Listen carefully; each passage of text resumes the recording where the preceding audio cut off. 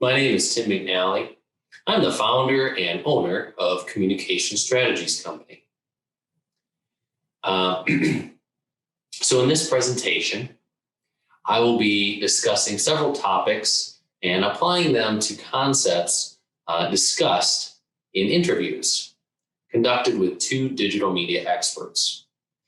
One theory that I'll be discussing in this presentation is the social presence theory.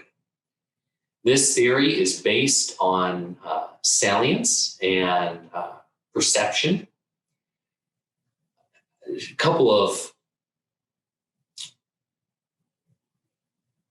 scholars, Short, William, and Christie, discuss the social presence theory and define it as the degree of salience one has during an interaction, a digital interaction that would be. Now, I may butcher this name, please forgive me. Gunawardena describes the social presence theory based on one's perception as a real person. So I take that to mean one's the audience's perception of the presenter. So another theory that I'll be discussing in this presentation is the framing theory.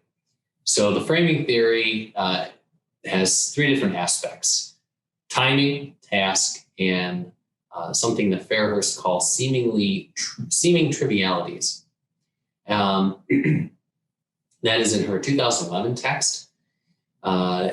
So this framing is an element of leadership. And so in this case, it's being used in digital media when digital media creators and managers are using their content to influence their audience. Because leadership is, in essence, influence.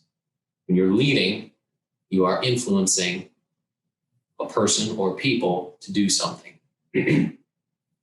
So it's when a digital media content creator is using their content to influence. That's part of the framing concept in theory. So speaking to the audience, you want to do that in a way that the audience can understand, with the intention of maintaining their attention. You want to, as a media communicator, using framing, you want to take the opportunities that arise and the timing. And I'll get more into that later. I'll save that for later. So I'll discuss how the experts apply this concept of framing to what they do in their content creation. And I'll also discuss how they influence using digital media. Finally, I will touch briefly on the hive effect by Keene in his 2019 text and how it may apply to digital media content creators and managers.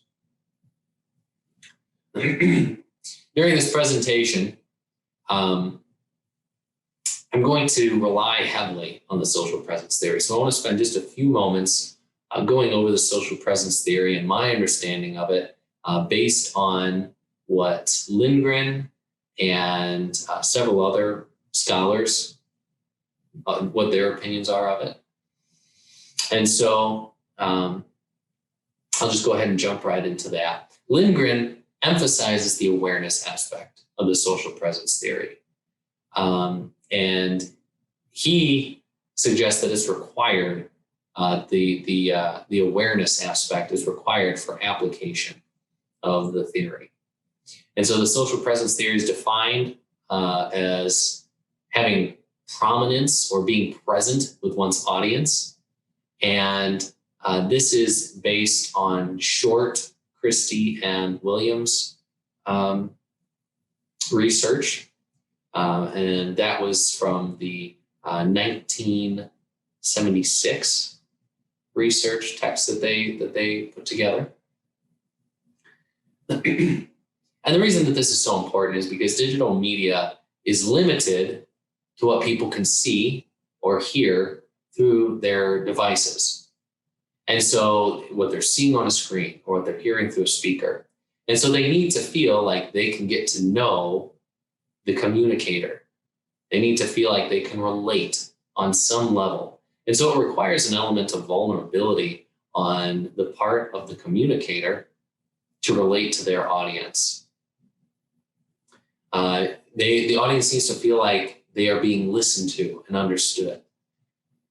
It's my belief that at the core of every person, they desire to be understood for who they truly are and known and appreciated for who they truly are. And so this is seen in the social presence theory that the audience requires for interaction and to retain the audience's attention to have influence. It requires that element of being with them, listening to them, and them feeling understood. Researchers at the University of Michigan suggest that the social presence theory in digital media requires elements of intimacy and immediacy. So when the communicator is being vulnerable to some extent with the audience, and the audience feels like the media, digital media creator and communicator, the person using the digital media to communicate, is within reach, and as I said before, is relatable, then that's what's going to help them make that connection. That's what's going to help them to stay interested. That's what's going to hold their attention. So this brings me to my my interviews with the content creators, starting with Troy Mayers of Kairos Film Company.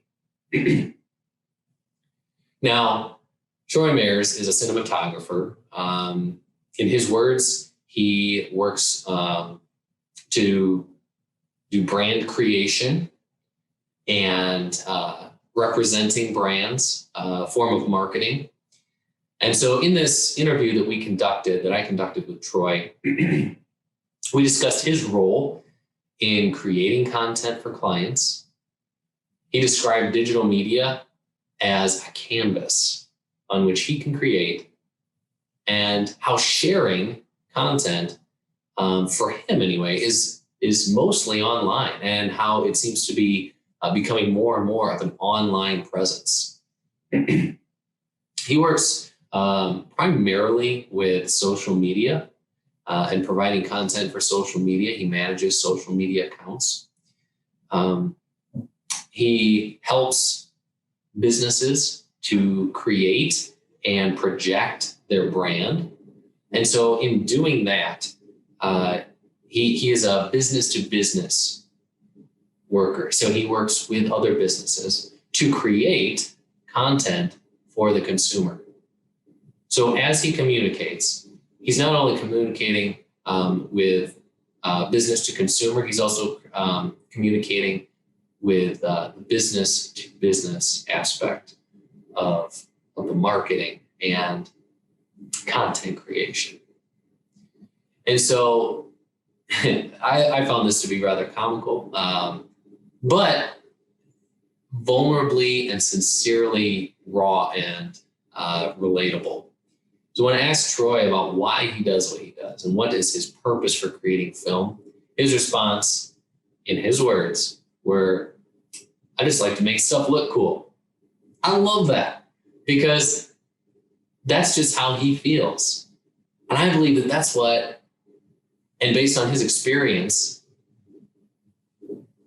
what he has told me, that's what makes him so relatable, is that it doesn't have to be polished and perfect, which it is without making it seem polished and perfect.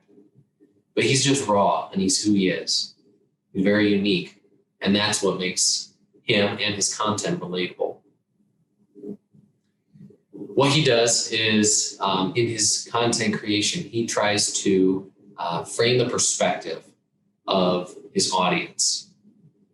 And so he tries to show them things perhaps even an ordinary object.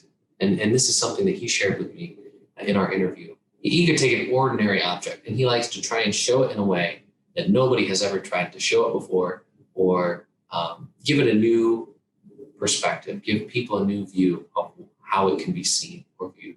And so that's one of the things that he loves about creating content. And that, just ties in with that social presence theory, that intimacy, that immediacy that an audience desires, is just something that is unique, something that is relatable, something that is just raw and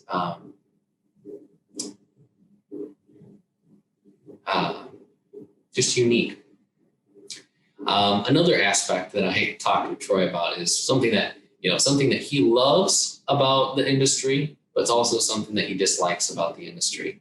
And his response to that is there are so many variables that go into content creation, from lighting to the different settings on a professional camera, to the talent that he works with, the people that he works with, and whatever else. There's so many variables that he discussed, and he described it as a love-hate relationship. Because on one hand, it's exhilarating, but on the other hand, it can also be frustrating, because when things don't work out right, there are so many things that go into it. And so moving on to my next slide, we're going to talk about some more of the highlights of the interview. So Troy talked about his goal, which is in creating content, and that is to evoke feelings in his target audience. And so to do this, Troy believes that, as I mentioned with the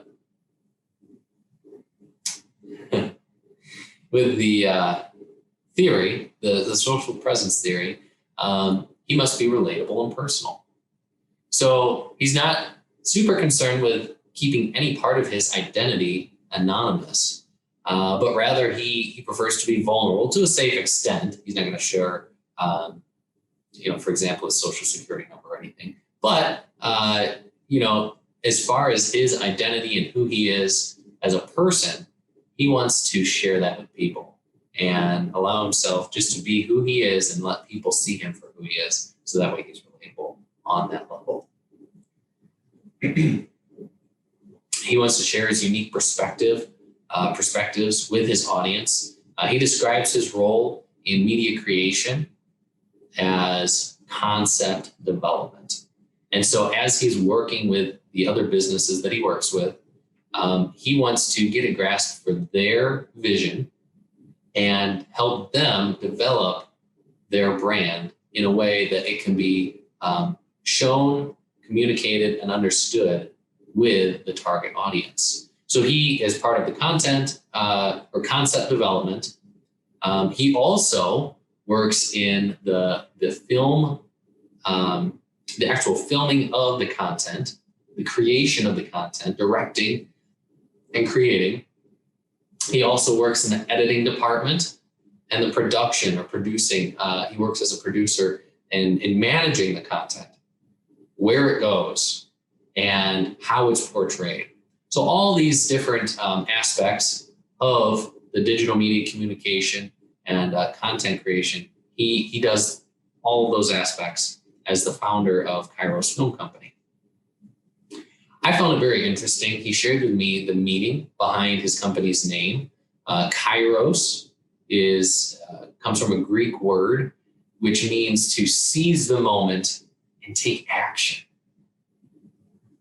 And this is what he aspires to do, to cause his audience to take action and seize the moment. So he not only does this for his own business, but also he aspires to do this for other businesses as well.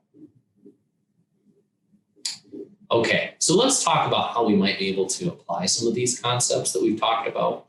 So let's begin with framing. So Fairhurst has this influential leadership type concept of framing. And She talks about the three concepts within that theory: task, timing, and seemingly things that seem to be insignificant, seeming trivialities. And so in the interview, Troy discussed speaking the language of his audience. I believe timing really ties in with that, because speaking the language of one's audience, I'll give an example. So Fairhurst provides an example in her 2011 text. She talks about Rudy Giuliani's address to the city of New York in the shadow of the 2001 World Trade Tower attacks. And the timing is what she stresses of Giuliani's framing and language to the nation, to the city in that time of distress, and how he just used the timing, but not just the timing, the things that he said. He brought the audience's focus to unity, unifying under the themes of God and country, whereas other communicators were not as eloquent and talked about took the focus to the crisis instead of drawing the focus inward and uniting the people. And so he took that opportunity and that timing and used it to his advantage to unify the nation and the city. And that can be found in, as I mentioned, Fairhurst's text from 2011 on page 45. Fairhurst also discusses seeming trivialities, as I mentioned, as an element of framing and communication, which seems to be the essence of what digital communication or digital communicators practice. So Troy, as he was talking, I was getting this mental image of how he, as a digital communicator, tries to find and take opportunities to share and advocate for a brand. So in Troy's case, he's promoting small businesses and brands and marketing these small businesses through digital media. So he's taking these opportunities and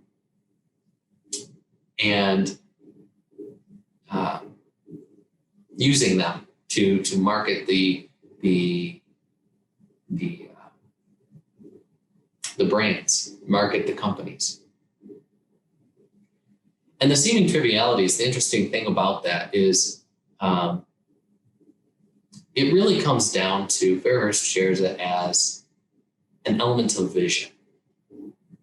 And so in order to effectively communicate for these companies that Troy Mayers is advocating for and communicating for, he must have the vision of those companies himself and share that vision in such a way, taking opportunities to share that vision. So it could come down to something as simple as, on a post that he creates, responding to a comment in a certain way, or posting a picture that emphasizes a certain aspect of the company's brand.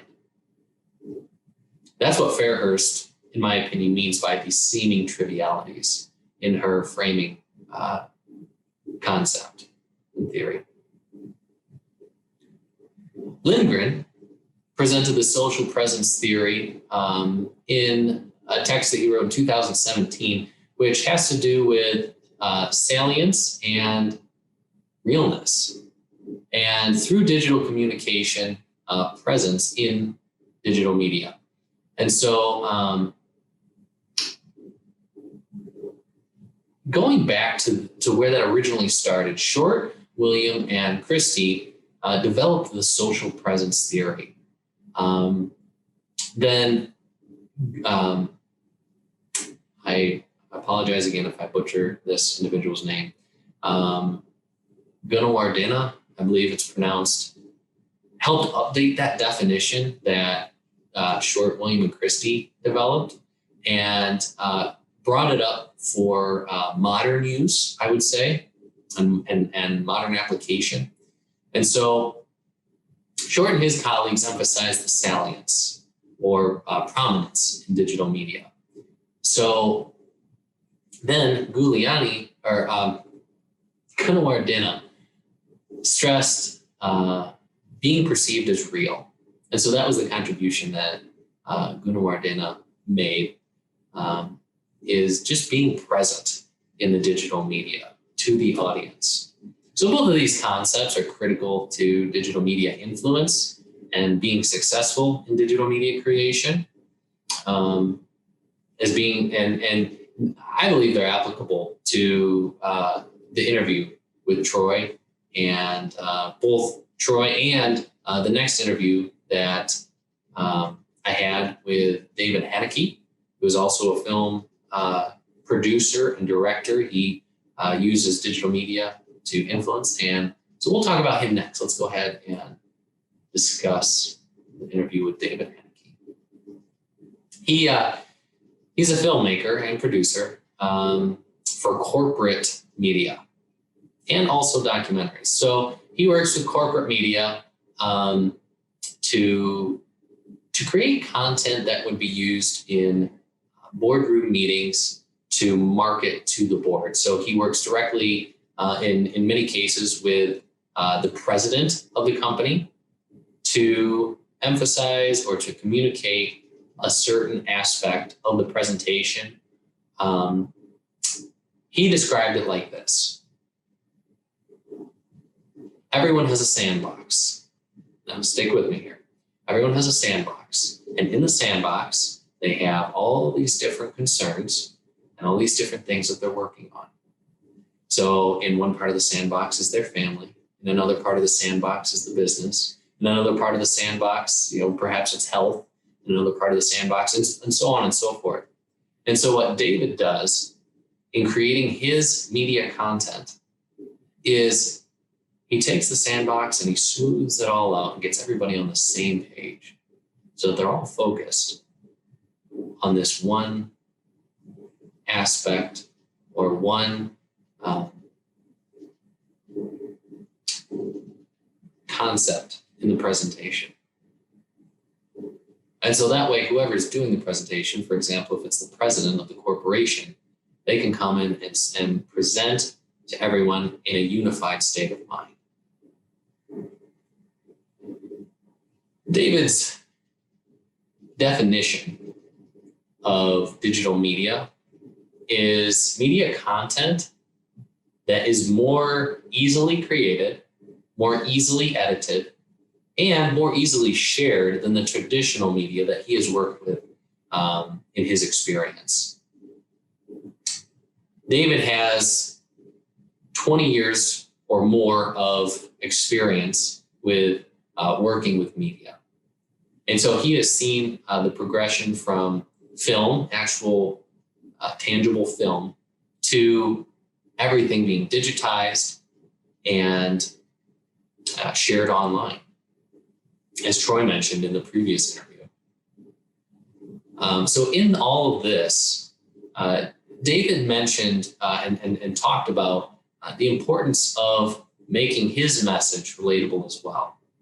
So Troy, as someone who is very experienced, but not quite as experienced as David, they both echo the same sentiment that you must be in your content relatable to the audience, especially when using digital media.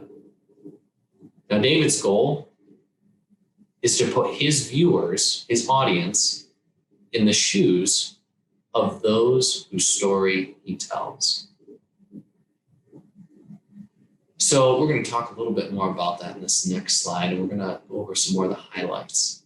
David's purpose for creating content is to change the perspective of his viewers, gain their buy-in, to see things differently, and from a more empathetic perspective, especially in relation to his documentary creation, to get everybody, to get that sandbox smooth for all viewers, especially in the corporate meeting rooms, but for all viewers, and and to get everybody on the same page, if you will. David creates content for specific target audiences, as does Troy. He markets certain brands to target audiences. But for David, in the corporate boardroom or corporate arena, he's marketing to a specific group of people, perhaps 10 individuals. And so the content that he creates is specifically directed toward those, 8 to 10 individuals or however many. However, in his documentary productions, it's a wider audience. He could have an audience of 100,000 or more. And so his target audiences vary somewhat in his production and creation of content. And so he has to use that theory of framing and that theory of social presence to be able to make his content relatable, to relate to his audience, to get on a level where they can get to know him, or if he is creating this content for the president, get to know the president's thoughts and feelings and what that individual is trying to express. And so that's what David does in his content creation. So David has worked, and not just in America, but in several different countries, many countries rather, is what he said. He's worked in many different countries. And so that even brings in an intercultural aspect of content creation and focus on what audience is this going to and who's going to be viewing this. When I asked about David's concern, that brings me to this point. When I asked about David's concern with his anonymity, he said that as a director and producer of digital media content in his niche market, if you will, he's not concerned so much about his anonymity as he is about his clients, especially when creating documentaries, because some of the individuals in his documentaries come from interesting or sensitive situations in which if their identity was exposed, they could be put in danger. And so he claims that in his work, he is more concerned about the anonymity of his clients than with his own. He also, however, stated that one of his greatest concerns, which is kind of along the lines of anonymity, is in regards to licensing and copyrights and patents to protect not only his content, but the licenses that he must get in order to use some of the content and to be able to film some of the documentaries that he does, especially regarding certain celebrities and certain content. And so that was more of a concern for David as opposed to his identity and anonymity. So let's go ahead and talk about how we can apply some of the concepts that David discussed in his interview. So in both of my interviews with David and Troy, both of them were somewhat lengthy. The interview with Troy was approximately 40 minutes long. The interview with David was it was longer. It was about an hour and a half. But in all of the time that I spent talking with these two individuals, there were many similarities that I noticed between the two. So, and it goes to many of the different aspects. So digital media in the creation, in the presentation. And it brings me back to the concept of framing from Fairhurst. In my analysis of these two individuals in their interviews as content creators, the theory of framing entails timing, which is a concept that David discussed in relation to his documentary creation. David talked about how when he is filming a documentary, he likes to keep the cameras rolling, even after the production is done, and he's taking the mics off of the individuals that he's been filming and interviewing in the documentaries, because it's in those moments that some of the greatest content can be captured. In those behind the scenes times, the things that he captures in those moments is what can make the documentary great or fair. And so that speaks to the timing. And I think I'm going to add an old proverb. I think many people are familiar with it, but it comes from Solomon, and it says, "The right word at the right time is like golden apples and settings of silver." So in the interview, David described how he tries to catch the true sentiments of those in the documentaries, those who he is filming and interviewing, so that the viewers will be able to relate to them as real people, as I discussed, with the intimacy and immediacy. So that way they see the realness. And it's not just an act. It's not just a script that someone memorized, but it's the realness. It's relatable. You're getting to know these people on an intimate, somewhat intimate basis. There feels like there's an immediacy, like they're present in the moment with what's happening.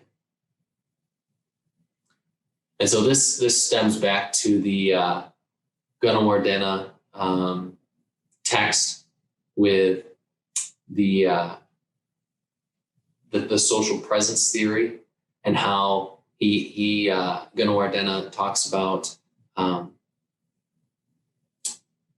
being real, being present.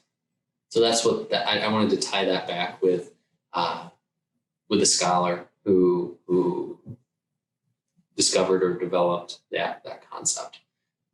So anyway, this process of thought can further be tied with the seeming trivialities concept, as discussed by Fairhurst, in how the vision and purpose of a project or organization can be shared at just the right moment to have the greatest effect. And so that goes back to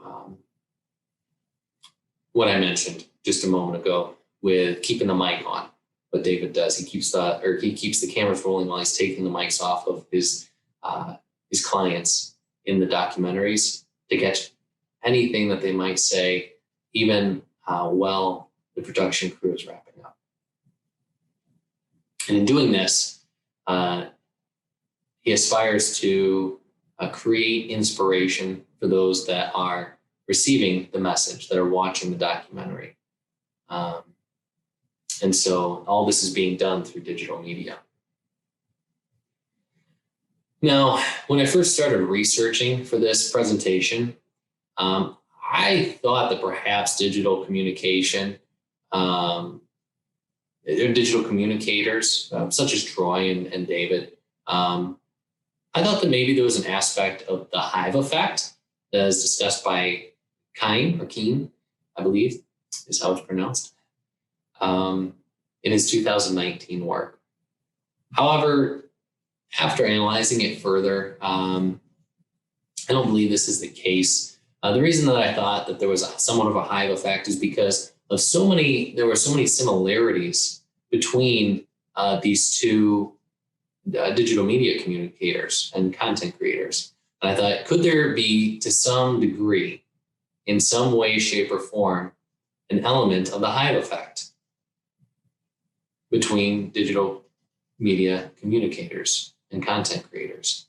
However, I don't think that's necessarily the case, in my opinion. And that's because I believe that it's less to do with there being a silo effect of digital media communicators and content creators conglomerating and focusing only on their own ideas, but more so there are just certain rules, and not even rules, but certain